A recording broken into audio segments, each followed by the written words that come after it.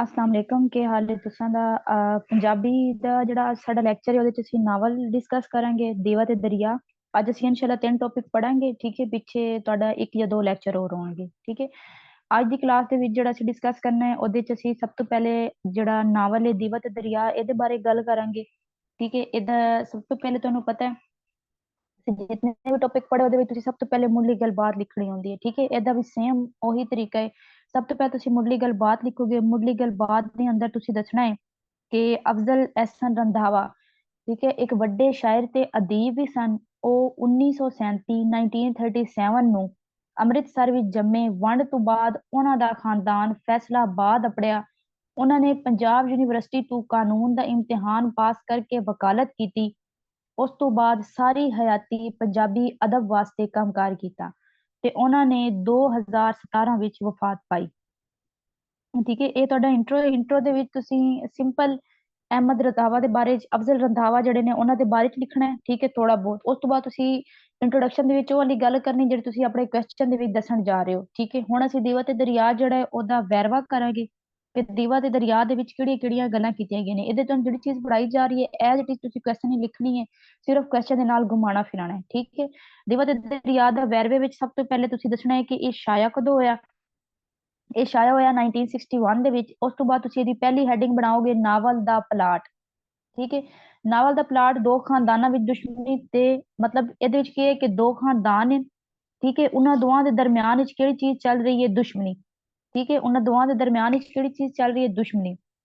ਇਹ ਦੋਵੇਂ ਖਾਨਦਾਨ ਮਤਲਬ ਕਿਸੇ ਦੌਰ ਵਿੱਚ ਇੱਕ ਦੂਜੇ ਦੇ ਨਾਲ ਇਸ ਤਰ੍ਹਾਂ ਸੀ ਕਿ ਇੱਕ ਦੂਜੇ ਤੋਂ ਬਗੈਰ ਪਾਣੀ ਵੀ ਨਹੀਂ ਪੀਂਦੇ ਸੀ। ਲੇਕਿਨ ਹੁਣ ਜਿਹੜੇ ਹਾਲਾਤ ਅਸੀਂ ਇਸ ਨਾਵਲ ਵਿੱਚ ਪੜਨ ਜਾ ਰਹੇ ਹਾਂ ਉਹਦੇ ਵਿੱਚ ਇਹ ਕੀ ਨੇ ਕਿ ਇੱਕ ਦੂਸਰੇ ਦੇ ਵੈਰੀ ਨੇ, ਦੁਸ਼ਮਣ ਨੇ, ਠੀਕ ਹੈ, ਜਾਨ ਦੇ ਦੁਸ਼ਮਣ ਬਣ ਚੁੱਕੇ ਨੇ।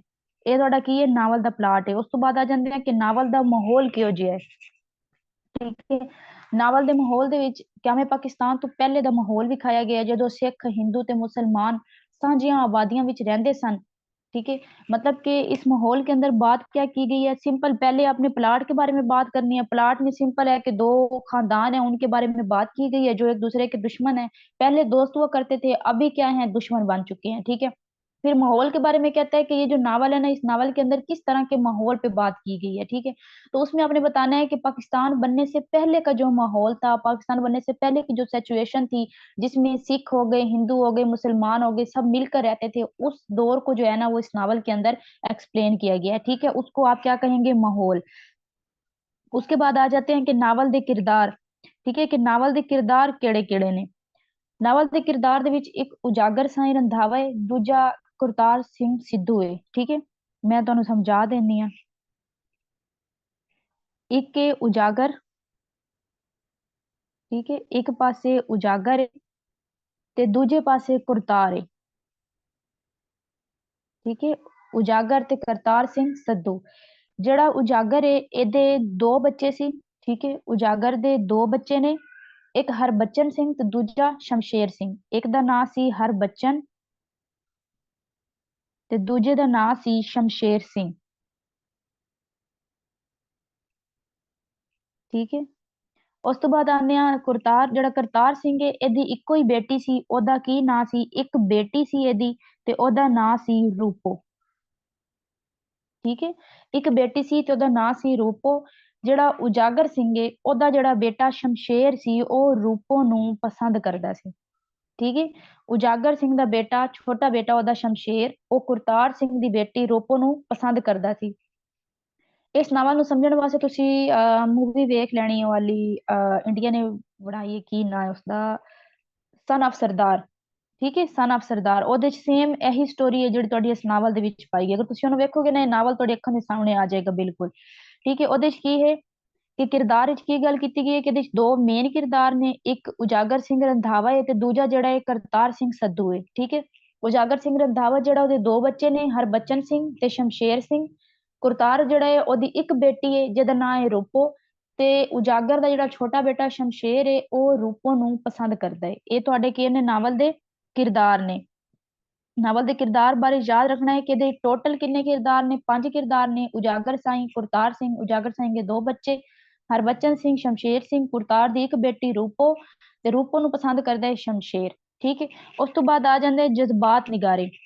ਜਜ਼ਬਾਤ ਨਿਗਾਰੀ ਦੇ ਵਿੱਚ ਇਹ ਕਿ ਹਰ ਕਿਰਦਾਰ ਜਜ਼ਬੇ ਦੇ ਨਾਲ ਭਰੇ। ਫਾਰ ਐਗਜ਼ਾਮਪਲ ਕਿਸੇ ਜਗ੍ਹਾ ਤੇ ਦੁਸ਼ਮਣੀ ਦੀ ਗੱਲ ਹੈ ਤੇ ਕਿਸੇ ਜਗ੍ਹਾ ਤੇ ਮੁਹੱਬਤ ਦੀ ਗੱਲ ਹੋ ਰਹੀ। ਕਿਵੇਂ ਉਜਾਗਰ ਸਿੰਘ ਤੇ ਕਰਤਾਰ ਸਿੰਘ ਜਿਹੜੇ ਨੇ ਉਹ ਦੋਵੇਂ ਇੱਕ ਦੂਜੇ ਨਾਲ ਨਫ਼ਰਤ ਕਰਦੇ ਨੇ। ਉਹਨਾਂ ਦੋਵਾਂ ਦੇ ਦਰਮਿਆਨ ਵਿੱਚ ਕਿਹੜੀ ਚੀਜ਼ ਪਾਈ ਜਾਂਦੀ ਹੈ?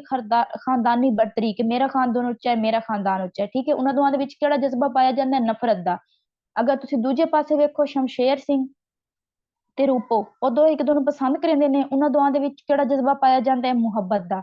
ਇਸ ਲਈ ਤੁਸੀਂ ਇਹਦੇ ਵਿੱਚ ਇਹ ਐਡਿੰਗ ਵੀ ਬਣਾ ਸਕਦੇ ਹੋ ਕਿ ਇਹ ਜਿਹੜਾ ਨਾਵਲ ਹੈ ਜਜ਼ਬਾਤ ਨਿਗਾਰੀ ਨਾਲ ਭਰੇ ਹੋਇਆ ਹੈ।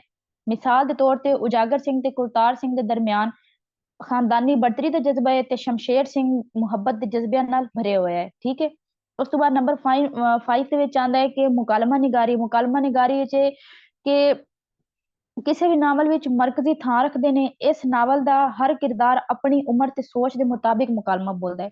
ਮਤਲਬ ਕਿ ਇਹਦੇ ਵਿੱਚ ਜਿਹੜਾ ਫਾਰ ਐਗਜ਼ਾਮਪਲ ਸ਼ਮਸ਼ੇਰ ਸਿੰਘ ਹੈ ਜਾਂ ਹਰਬਚਨ ਸਿੰਘ ਹੈ, ਉਹ ਆਪਣੇ ਆਪਣੇ ਮਤਲਬ ਜਿਹੜੀ ਉਹਨਾਂ ਦੀ ਏਜ ਹੈ ਨਾ ਉਸ ਦੇ ਲਿਹਾਜ਼ ਨਾਲ ਗੱਲ ਕਰ ਰਹੇ ਨੇ। ਠੀਕ ਹੈ, ਹੁਣ ਜਿਹੜਾ ਸ਼ਮਸ਼ੇਰ ਸਿੰਘ ਹੈ ਛੋਟਾ ਹੈ, ਠੀਕ ਹੈ, ਤੇ ਮੁਹੱਬਤ ਜਿਸ ਨਾਲ ਭਰੇ ਹੋਇਆ ਹੈ ਤੇ ਰੂਪੋ ਨੂੰ ਪਿਆਰ ਕਰਦਾ ਹੈ, ਉਹ ਗੱਲਾਂ ਵੀ ਉਹੀ ਕਰਦਾ ਹੈ। ਠੀਕ ਹੈ, ਹਰਬਚਨ ਸਿੰਘ ਉਹਦਾ ਭਾਈ ਹੈ, ਉਹ ਵੱਡਾ ਹੈ। ਠੀਕ ਹੈ, ਉਹ ਕੀ ਕਹਿੰਦਾ ਉਹਨਾਂ ਦੇ ਦਰਮਿਆਨ ਖਾਨਦਾਨ ਦੀ ਇੱਜ਼ਤ ਬਾਰੇ ਗੱਲ ਕਰਦਾ ਹੈ ਕਿ ਤੂੰ ਰੂਪੋ ਨੂੰ ਨਹੀਂ ਮਿਲ ਸਕਦਾ ਜਾਂ ਉਹਦੇ ਨਾਲ ਪਿਆਰ ਕਰਨਾ ਤੇਰਾ ਗਲਤ ਹੈ। ਕਿਉਂ? ਕਿਉਂਕਿ ਸਾਡਾ ਖਾਨਦਾਨ ਉਹਨਾਂ ਨਾਲੋਂ ਉੱਚਾ ਹੈ। ਜਿਸ ਬੰਦੇ ਦੀ ਜਿਹੜੀ ਏਜ ਹੈ ਉਸ ਦੇ ਹਿਸਾਬ ਨਾਲ ਉਸਨੂੰ ਬਿਆਨ ਕੀਤਾ ਗਿਆ ਹੈ। ਇਹਦੇ ਵਿੱਚ ਵੀ ਤੁਸੀਂ ਮਿਸਾਲ ਦੇ ਕੇ ਸਾਬਿਤ ਕਰੋਗੇ ਕਿ ਸ਼ਮਸ਼ੇਰ ਸਿੰਘ ਤੇ ਹਰਬਚਨ ਸਿੰਘ ਦੇ ਦਰਮਿਆਨ ਖਾਨਦਾਨੀ ਇੱਜ਼ਤ ਦੇ ਮੁਕਾਲਮੇ ਨੇ ਤੇ ਸ਼ਮਸ਼ੇਰ ਸਿੰਘ ਤੇ ਰੂਪੋ ਦੇ ਦਰਮਿਆਨ ਰੋਮਾਨਵੀ ਮੁਕਾਲਮੇ ਨੇ। ਠੀਕ ਹੈ, ਮਤਲਬ ਕਿ ਸ਼ਮਸ਼ੇਰ ਸਿੰਘ ਤੇ ਹਰਬਚਨ ਸਿੰਘ ਦੋਵੇਂ ਭਾਈ ਹਨ। ਠੀਕ ਹੈ, ਉਹਨਾਂ ਦੋਵਾਂ ਦੇ ਦਰਮਿਆਨ ਵਿੱਚ ਕਿਵੇਂ ਕਿ ਖਾਨਦਾਨ ਦੀ ਇੱਜ਼ਤ ਦੇ ਬਾਰੇ ਚੋਂ ਗੱਲ ਕਰਦੇ ਨੇ ਕਿ ਤੂੰ ਇਹ ਸਟੈਪ ਜਿਹੜਾ ਹੈ ਉਹ ਨਹੀਂ ਚੁੱਕ ਸਕਦਾ। ਉਦੋਂ ਅਗਰ ਦੂਏ ਪਾਸੇ ਵੇਖੀਏ ਸ਼ਮਸ਼ੇਰ ਤੇ ਰੂਪੋ ਨੂੰ, ਤੇ ਉਹਨਾਂ ਦੋਵਾਂ ਦੇ ਦਰਮਿਆਨ ਕਿਹੜਾ ਰੰਗ ਪਾਇਆ ਜਾਂਦਾ ਹੈ? ਰੂਮਾਨੀਅਤ ਦਾ ਮੁਕਾਲਮਾ। ਠੀਕ ਹੈ, ਇੱਕ ਦੂਜੇ ਨੂੰ ਪਸੰਦ ਕਰਦੇ ਨੇ ਤੇ ਉਹ ਇਸ ਚੀਜ਼ ਨਾਲ ਆਪਣੇ ਬਾਰੇ ਗੱਲਾਂ ਕਰਦੇ ਨੇ। ਠੀਕ ਹੈ, ਫਿਰ ਦੇਖੋ ਨੰਬਰ 6 ਵਿੱਚ ਕਹਿੰਦਾ ਹੈ ਕਿ ਕਿੱਸਾ ਮਿਰਜ਼ਾ ਸਾਹਿਬਾ ਦਾ ਅਸਰ। ਮਿਰਜ਼ਾ ਸਾਹਿਬਾ ਦਾ ਅਸਰ ਕਿਵੇਂ ਹੈ ਕਿ ਇਹ ਨਾਵਲ ਪੰਜਾਬ ਦੇ ਮਸ਼ਹੂਰ ਕਿੱਸਾ ਮਿਰਜ਼ਾ ਸਾਹਿਬਾ ਤੋਂ ਡਾਢਾ ਮੁਤਾਸਿਰ ਨਜ਼ਰ ਆਉਂਦਾ ਹੈ। ਪਿੰਡ ਦੇ ਮਿਰਾਸੀ ਮੇਲੇ ਉੱਤੇ ਇਸ ਕਿੱਸੇ ਦੇ ਬੋਲ ਗਾਉਂਦੇ ਨੇ ਤੇ ਕਿੱਸੇ ਦਾ ਮਰਕਜ਼ੀ ਕਿਰਦਾਰ ਸ਼ਮਸ਼ੇਰ ਸਿੰਘ ਨੂੰ ਕਹਿੰਦੇ ਨੇ। ठीक है, किवें कि शमशेर सिंह जड़ा किस्सा मिर्जा साहिबा जो है उसमें आपको पता होगा। ठीक है, कि मिर्जा जो है वो भी साहिबा के लिए उसके भाइयों से लड़ता है। तो अब यहाँ पर भी सेम वही चीज आपको अक्स नजर आएगा कि जो आपका शमशेर सिंह है वो क्या करता है कि रूपो को पसंद करता है और रूपो के लिए वो अपनी फैमिली से भी लड़ रहा है और उसकी फैमिली से भी लड़ रहा है। तो वो हमें इसमें कौन सा अक्स नजर आ रहा है? मिर्जा साहिबा वाला। ठीक है, फिर उसके बाद आ जाते हैं पंजाबी सकाफत की तर्जुमानी, कि इसके अंदर पंजाब का कल्चर भी दिखाया गया है। ठीक है, इसके अंदर क्या किया गया? पंजाब का कल्चर भी दिखाया गया। इस नावल ਵਿੱਚ ਪੰਜਾਬ ਦੀ ਅਸਲੀ ਤੇ ਖਾਲਿਸ ਸਕਾਫਤ ਵਿਖਾਈ ਗਈ ਹੈ ਜਿਹੜੀ ਕਿਸੇ ਵੇਲੇ ਆਪਣੇ ਅਰੂਜ ਤੇ ਹੁੰਦੀ ਸੀ ਲੇਕਿਨ ਅੱਜ ਕੱਲ ਸਾਹ ਲੈਂਦੀ ਨਜ਼ਰ ਆਉਂਦੀ ਹੈ। ਠੀਕ ਹੈ, ਇਸ ਨਾਵਲ ਦਾ ਮਾਹੌਲ, ਕਿਰਦਾਰ, ਮਨਾਜ਼ਰ ਤੇ ਮੁਕਾਲਮੇ ਸਭ ਕੁਝ ਪੰਜਾਬ ਦੀ ਖਾਲਿਸ ਸਕਾਫਤ ਨਾਲ ਜੁੜੇ ਹੋਏ ਨੇ। ਇਹਦੇ ਵਿੱਚ ਬਾਬੇ ਹਸਨ ਸ਼ਾਹ ਦੇ ਮੇਲੇ ਦਾ ਵੀ ਜ਼ਿਕਰ ਕੀਤਾ ਗਿਆ ਹੈ ਤੇ ਮੇਲੇ ਉੱਤੇ घुड़सवारी नेजाबाजी ਦੇ मुकालवे ਨੂੰ भी खुल के बयान किया गया है। मतलब क्या कि इस नावल के अंदर उन्होंने क्या किया कि उन्होंने पंजाबी कल्चर पे भी बात की है। ठीक है, इसके अंदर उन्होंने जितने भी करेक्टर डाले हैं, जो भी डाले, वो एक एक करेक्टर उन्होंने पंजाब में से लिया है। ठीक है, ये आप नहीं कह सकते कि पंजाब के बाहर से कोई करेक्टर लिया गया है। जो भी करेक्टर है वो पंजाब की ही तर्जमानी कर रहा है, पंजाब की सकाफत की ही बात कर रहा है। फिर उन्होंने अपनी बात को दिखाने के लिए कि हमने पंजाबी सकाफत की बात की, उन्होंने वहां पर अंदर मेले का भी जिक्र किया है। ठीक है, मेले के अंदर फिर जो जो गेम खेली जाती है, आपको पता मेला ज्यादातर पंजाब में ही लगता है। ठीक है, तो मेले के अंदर फिर जो जो गेम खेली जाती है, घुड़सवारी, नेजाबाजी, उसके बारे में भी उन्होंने बड़ी खुल के बात की है इस चीज के अंदर, ताकि वो अपनी सकाफत जो है उसको भी प्रमोट कर सके साथ साथ। ठीक है, उसके बाद आपने लास्ट पे क्या करना है? इसको कंक्लूड कर देना है। कंक्लूजन में जो बातें ऊपर आपने बताई होंगी उन्हीं सारी बातों को आप समराइज करके अंदर लिख देंगे। ठीक है, उसके बाद आपका आ जाता है बोल मिट्टी दे बावया। ठीक है, बोल मिट्टी दे बावया जो है वो लिखा है सजाद हैदर ने।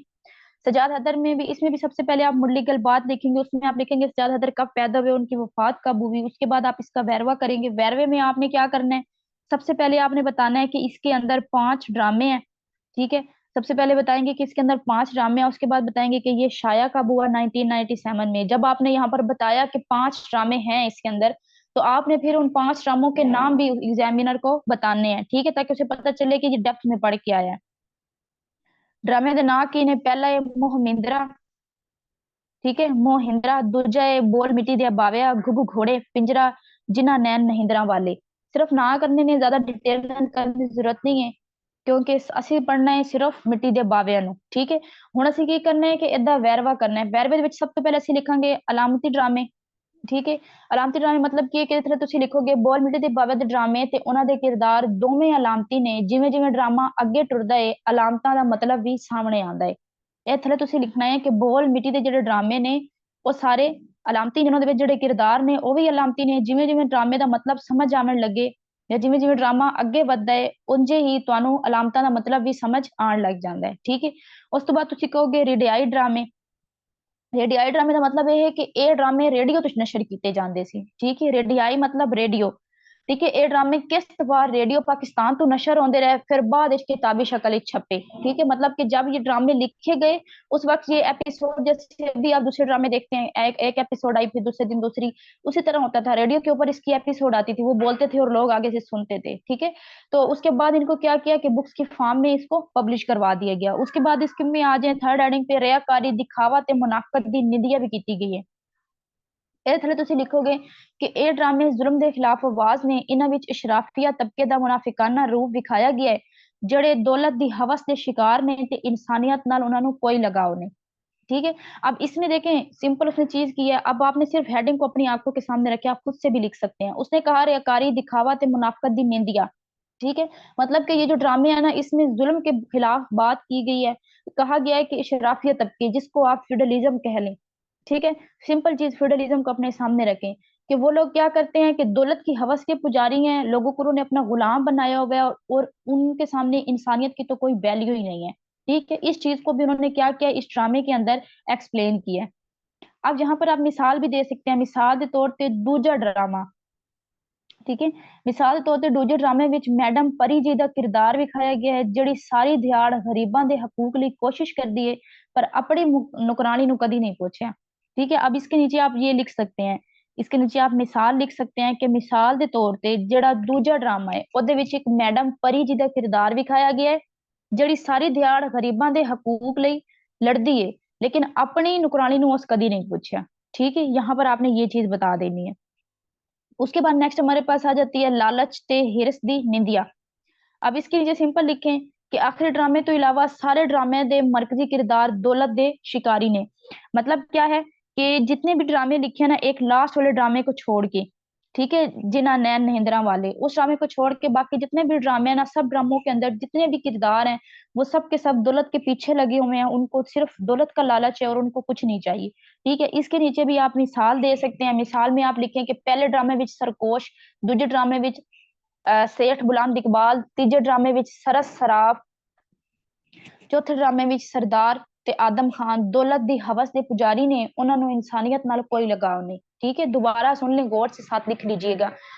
इसमें वो कहता है कि पहले ड्रामे विच सरकोश, दूजे ड्रामे विच बुलंद इकबाल, तीजे ड्रामे विच सरफ सराफ, तीजे ड्रामे विच सरस सराफ, चौथे ड्रामे विच सरदार ते आदम खान दौलत दी हवस दे पुजारी ने, उन्होंने इंसानियत नाल कोई लगाव नहीं। ठीक है, उसके बाद आप अगली हेडिंग बनाएंगे तो उसमें आप लिखेंगे पंजाबी मुकालमिया दा नवेकला अंदाज। उसके अंदर आप क्या लिखेंगे पंजाबी मुकालमिया दा नवेकला अंदाज। इसमें आप लिखेंगे सजाद हैदर ने अपने किरदारों के जरिए सोहने मुकालमे अखवाए ने। नदीम कासमी आप उसकी रेफरेंस दे सकते हैं यहाँ पर, वो आप लिखेंगे बकोले अहमद नदीम कासमी इन ड्रामिया का कोई एक लफ्ज भी फालतू नहीं है। मतलब कि इसके अंदर जितनी भी बातें की गई है उसमें कोई बात भी बेकार नहीं है, किसी ना किसी टॉपिक के बारे में आपको समझाया गया है। ठीक है, कोई भी फजूल बात नहीं की गई। इसमें आप रेफरेंस दे सकते हैं, अहमद नदीम कासमी का नाम लिखना है बकोले अहमद नदीम कासमी। नीचे लिखे ए ड्रामिया दी, इन ड्रामिया का कोई भी लफ्ज फालतू नहीं है। ठीक है, फिर उसके बाद आ जाते हैं पंजाबी तशबीह ते इस्तारियां दा बर्ताव। इसका तो आपको अच्छी तरह पता है, पीछे हम जितना पढ़ के आ चुके हैं। इसमें आपने एक मिसाल देनी है। मिसाल में आपने लिख देना है इंसानी बेबसी नु उन्हें मिट्टी दे बावे नाल तशबीह दी है। मिट्टी का बावा को पता है, वो मिट्टी का पुतला सा होता है, उसको वो हाथ के साथ रस्सियां बांध कर उसको क्या करते हैं डांस करवाते हैं और आगे सारी दुनिया जो है वो देख रही होती है बैठ के। तो वो क्या कह रहा है कि वो इंसान की बेबसी जो है ना उसको तशबीह दे रहा है मिट्टी के बावे के साथ, कि दुनिया इंसान जो है ना वो भी बेबस है और दुनिया के सामने बस वो नाच रहा है। ठीक है, इसके अलावा वो कुछ नहीं कर सकता। यहाँ पर आपने ये करना है। उसके बाद हमारे पास आ जाता है इंशाइया। इंशाइया में बात की गई है चौबड़ा की। इंशाइया में बात की गई है चौबड़ा की। ठीक है, चौबड़ा के अंदर चौबड़ा जो है वो लिखा है अरशद मीर ने। ठीक है, इसमें मुरली गल बात है। मुरली गल बात में आप सिंपल अरशद मीर के बारे में लिखे, वो उनका असल नाम क्या है, पैदा कब हुए, उनकी डेथ कब हुई, ठीक है, उन्होंने अदबी दुनिया के लिए काम किया, सिंपल चीज है। फिर इसके वेरवे पे आ जाए। अच्छा, वेरवे में आप सबसे पहली हेडिंग बनाएंगे मखोलिया अदब दी किताब। ठीक है, मखोलिया अदब दी पहली किताब। चमड़ा नु पंजाबी मखोलिया अदब विच पहली, जब मैं अगर वो आपसे एमसीक्यूज में पूछे ना मखोलिया अदब दी केड़ी किताब है पहली, ठीक है, तो सीधे सुना है चौंबड़ा। मखोलिया अदब दी पहली किताब केड़ी है, चौंबड़ा। ठीक है, ਇਹਦੇ ਵਿੱਚ ਤੁਸੀਂ रेफरेंस ही दे सकते हो कि बाबा डॉक्टर फकीर मोहम्मद फकीर हम पीछे पढ़ के आए हैं, उसकी रेफरेंस आप यहाँ पर दे सकते हैं। ठीक है, कि पंजाबी शायर डॉक्टर फकीर मोहम्मद फकीर अरशद मीर ने मखोलिया अदब विच बेहतरीन कोशिश की है। ठीक है, फकीर मोहम्मद फकीर कहते हैं अरशद मीर ने मखोलिया अदब विच बेहतरीन कोशिश की है। ठीक है, उस तो बाद नंबर 2 हेडिंग देखो कलाम विच बेसाख्तगी। नंबर 2 हेडिंग बनाएंगे आप कलाम विच बेसाख्तगी। इसके नीचे लिखे कि अरशद मीर ने हासे ते मखौल विच ही इंसानी बेबसी नु तनकीद का निशाना बनाया है। उन्हों का इंशाइया बस दा सफर। अब इसके नीचे आपने एग्जांपल दे देनी है। उनका एक इंशाइया है बस दा सफर। ठीक है, मतलब उन्होंने क्या किया है कि उन्होंने इंसान की जो बेबसी थी ना उसके ऊपर क्रिटिसाइज किया है, तनकीद किया, लेकिन कैसे किया है, मजाक मजाक के अंदर। ठीक है, मजाक मजाक के अंदर उन्होंने क्या किया, इंसान की बेबसी दिखाई है। अब नीचे आप अपनी बात को प्रूव कर दें। आप नीचे लिखे मिसाल के तौर पे उन्हों का इंशाइया बस के सफर विच इंसानी बेबसी नु तनकीद का निशाना बनाया गया। ठीक है, उसके बाद आपके पास नंबर 3 हेडिंग आ जाती है, उसमें है कि माशरती रवैये उत्ते तनकीद। ठीक है, अब इसमें सोसाइटी के बारे में, अब इसमें मेरे ख्याल में एक्सप्लेन करने की जरूरत नहीं है। यहाँ पर उन्होंने सोसाइटी के ऊपर तनकीद किया कि सोसाइटी किस तरह सब बर्ताव कर रही है दूसरों के साथ, लोगों को क्या क्या उनका आईना दिखाने की कोशिश किया। फॉर एग्जाम्पल मैं हूँ, ठीक है, मैंने किसी के साथ बदतमीजी से बात करती हूँ, ठीक है, दूसरों के ऊपर मैं तनकीद करती रहती हूँ हर वक्त, अपना नहीं पता। तो यहाँ पर अरशद मीर ने क्या किया है, उसने इस हेडिंग के अंदर उसने मुझे आईना दिखाने की कोशिश की है। ठीक है, इसमें आप लिखेंगे उन एग्जाम्पल आप देंगे कि मिसाल के तौर पे उन्हों दा इंशाइया तकरीर दा फन। ठीक है, मिसाल के तौर पे उन्हों दा इंशाइया तकरीर दा फन, यहाँ पर आपने ये लिख देनी है। उसके बाद नंबर 4 पे आप बनाए तंजो मिजा दा नवेकला अंदाज। नवेकला ही हुआ ना, नवेकला मीन के अलग, कि उन्होंने क्या किया कि वो सोसाइटी की इस्लाह करना चाहते थे, सोसाइटी को बुराइयों से पाक करना चाहते थे, और उन्होंने उसके लिए क्या किया, एक नया तरीका ढूंढा। नया तरीका कौन सा, मतलब उन्होंने एक मजाक के तरीके से लोगों को ये समझाने की कोशिश की, फन फन में। ठीक है, कि लोगों की इस्लाह भी हो जाए और फन में उनको सारी चीजें जो है वो समझ भी आ जाए। ठीक है, अच्छा, अब इसमें तंज मिजाक का वेखला अंदाज, इसमें आप एग्जाम्पल लिखेंगे कि उन्हों दा इंशाइया परोने। ठीक है, मिसाल के तौर पे उन्हों दा इंशाइया परोने, यहाँ पर आप ये एग्जाम्पल लिख देंगे। ठीक है, फिर नंबर 5 पे आ जाते हैं पेंडो तहजीब नल मुहब्बत का इजहार। ठीक है, इसके अंदर यह है कि अरशद मीर ने देहाती तहजीब सकाफत के साथ मोहब्बत का इजहार किया है। ठीक है, उन्होंने जो गांव के अंदर, जो देहात के अंदर जो होने वाली रस्में होती हैं उनको उन्होंने उजागर किया है, वो लोगों के सामने लेके आए हैं। उन्होंने बताया है कि ये रस्में जो है ना ये खत्म होती जा रही हैं। उन्होंने लोगों को दोबारा से अवेयरनेस करवाने की कोशिश की है। पंजाबी में आप इसको ऐसे लिख दें, ਅਰਸ਼ਦ ਮੀਰ ਨੇ ਦਿਹਾਤੀ ਤਹਿਜ਼ੀਬ ਸਕਾਫਤ ਨਾਲ ਮੁਹੱਬਤ ਦਾ ਇਜ਼ਹਾਰ ਕੀਤਾ ਹੈ। ਉਹਨਾਂ ਨੇ ਉਹਨਾਂ ਰਸਮਾਂ ਨੂੰ ਉਜਾगर ਕੀਤਾ है जड़ियां आजकल खत्म होंदियां जा रही ने या मुकदियां जा रही ने। ठीक है, नीचे आप इनका इसमें लिखेंगे कि मिसाल के तौर पे उन्हों का इंशाइया पग। ठीक है, मिसाल के तौर पे आप देखिए पग वाली बात अब कहाँ रह गई है, पग वाली बात खपत खत्म होंगे ना, ये तो उन्होंने इसको उभारा है, बाहर लेके आए हैं, बताया है। ठीक है, उसके बाद नंबर 6 पे आ जाए। नंबर 6 में बात की गई है औखी पंजाबी जुबान का वर्ताव। इसके नीचे आप लिखें कि कुछ तनकीद निगारा, मतलब कि जो लोग क्रिटिसाइज करते हैं, जो लोग बुक्स पढ़ते हैं, उन्होंने जब इनकी बुक पढ़ी है ना तो उन्होंने कहा है, आप इसी तरह से लिखेंगे कुछ तनकीद निगारा दे बकोल अरशद मीर ने वड्डी औखी पुरानी ते धक्किया नौसी पंजाबी जुबान वरती है। ਇਹਦੀ ਵਜ੍ਹਾ ਤੋਂ ਅਰਸ਼ਦ ਮੀਰ ਪੇਸ਼ੇ ਦੇ ਲਿਹਾਜ਼ ਨਾਲ ਵਕੀਲ ਸਨ ਤੇ ਉਹਨਾਂ ਦਾ ਟਾਕਰਾ ਅਕਸਰ ਪਿੰਡ ਦੇ ਅਨਪੜ੍ਹ ਲੋਕਾਂ ਨਾਲ ਆਉਂਦਾ ਸੀ ਤੇ ਪਿੰਡ ਦੇ ਅਨਪੜ੍ਹ ਲੋਕਾਂ ਦੀ ਜ਼ੁਬਾਨ ਖਾਲਿਸ ਹੁੰਦੀ ਹੈ। ठीक है, मतलब क्या कि उन्हें औखी जुबान का बर्ताव किया। ये कुछ तनकीद निगार है वो कह रहे हैं कि अरशद मीर जो है ना उन्होंने बड़ी औखी जुबान और पुरानी और दक्या नौसी जो पंजाबी के वर्ड थे ना उन्होंने वो यूज किए हैं। क्यों, क्योंकि वो लॉयर थे, वकील थे। ठीक है, और उनका जो टाकरा होता था वो मोस्टली गांव के लोगों के साथ, और गांव के लोग पंजाबी बोलते थे इसीलिए उनकी लैंग्वेज भी उसी तरह की हो गई थी। तो जब उन्होंने ये इंशाइया लिखा तो उसमें भी उन्होंने वही वर्ड यूज किए। ठीक है, फिर उसके बाद आ जाते हैं लंबे चो वाकयात दी वजह तू बेजोड़ी दा तासुर। अब यहाँ पर एक बच्चे ने मेरे से क्वेश्चन किया था कि क्या हम इनके ऊपर क्रिटिसाइज भी कर सकते हैं, मतलब गलत बात भी लिख सकते हैं, हम कहें कि इनकी शायरी मुश्किल है या वो है। तो अब देखिए यहाँ पर आपको वो चीज क्लियर हो गई है। आप जब उनकी शायरी पढ़ रहे हैं, उनकी बुक पढ़ रहे हैं ना, तो आपको जो चीज लग रही है ना कि ये इसने काम ठीक नहीं किया, आप वो एग्जामिनर को दे सकते हैं, ठीक है। अब जहां पर लगा ना कि इसने औखी जुबान यूज की है, मुश्किल जुबान यूज की है, ठीक है, तो आपने वो चीज बताई है एग्जामिनर को, ठीक है। अब मैं यहाँ पर ये भी बताऊंगी कि इसने लंबी लंबी स्टोरियां डाली हैं, और जिसकी वजह से किसी एक एक स्टोरी दूसरी स्टोरी के साथ जो है ना उसका जोड़ ही पैदा नहीं हुआ, उसमें कोई असर ही नहीं है, ठीक है। तो ये भी मैं यहाँ पर एग्जामिनर को बताऊंगी। तो ये बात मैटर नहीं करती, जो चीज आपको लग रही है ना कि ये उसकी खराबी है शायरी में, वो आप बताएं। बेशक क्रिटिकल एनालिसिस का मतलब भी यही होता है।